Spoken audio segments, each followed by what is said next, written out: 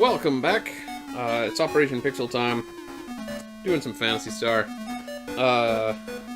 So I'm pretty close to done with this floor, I think. I think being the key word.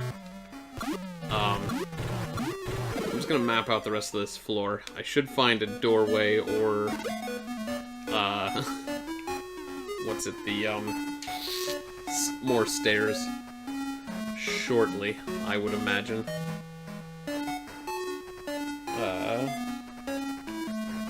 Okay, so we got one. Come on, man. Just get out of my way.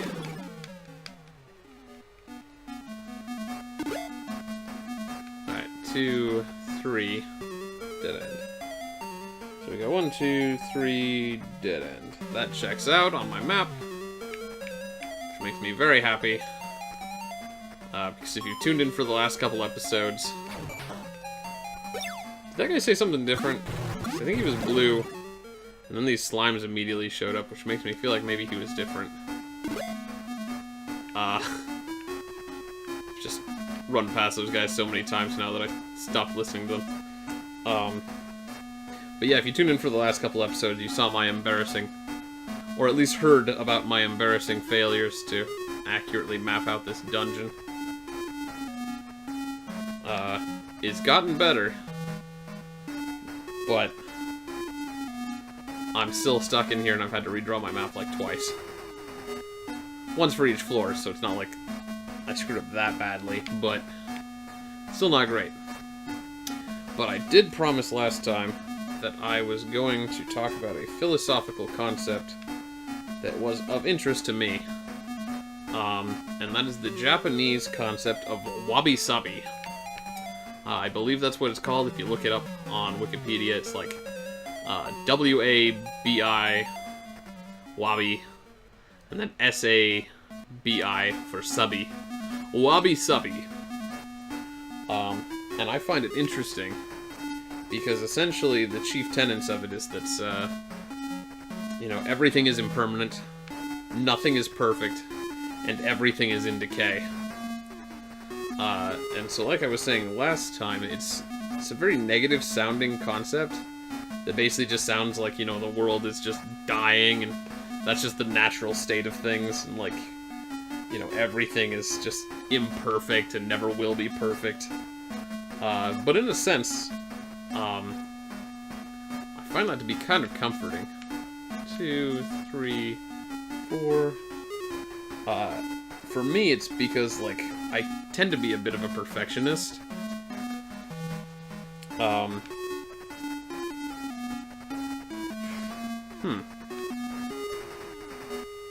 Nope.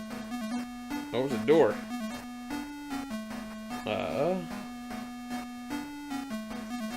Let's see, because this might be the end of this. Who are you? I'm busy with my training now. Do not be a nuisance.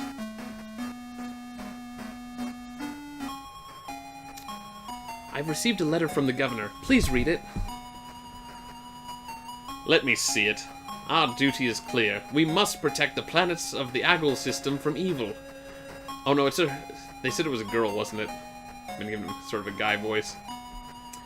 I can't really do girl voices, though. So we must first go to the Gothic forests and find Dr. Luveno. Oh, I have a note about that.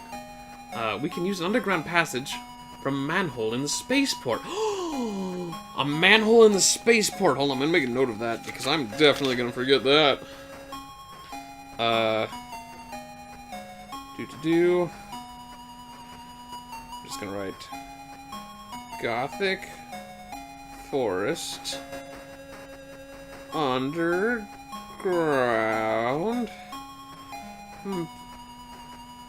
passage.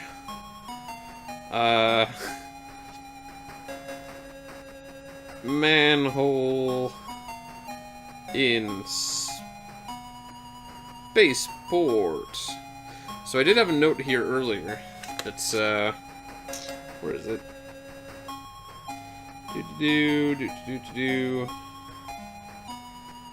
God, I know I had something here. Underground passage to Gothic forest west of Paralit. I I guess they were talking about the Gothic Forest maybe being west of Paralit. I don't know. But now I know where it is. Thanks to Noah. I guess I'll make her British. Okay, so that was actually the end of that cutscene.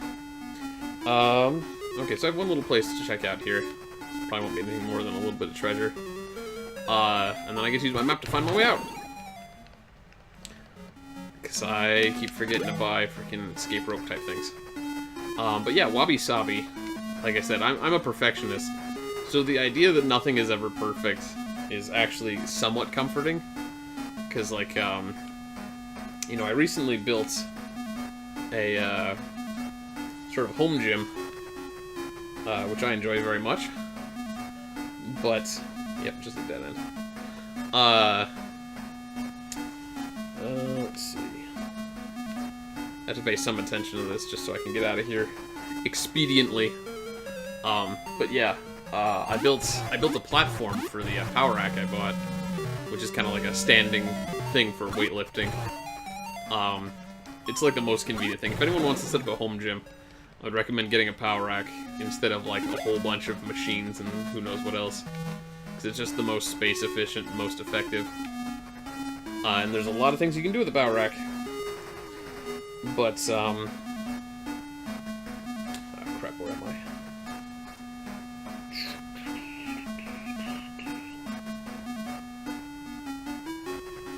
This is why I was trying to pay attention. Stupid freaking... Oh, right, I have Noah here now. Didn't even notice. Oh, come on. Alright, well, but yeah, so I built this platform, using some plywood and some rubber mats. I found the design for it, like, online. There's a website that's, like, artofmanliness.com. Had, like, a whole thing on how to build it, like a tutorial that I followed for this weightlifting platform. And it's pretty cool. I'm happy with it. But the thing was never perfect. Like, never even close. I learned a lot from making it. Because I hadn't done, like, wood staining and, like,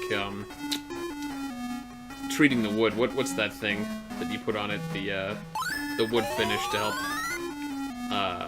keep, like, water off of it and stuff like that. I forget what it's called exactly. Oops.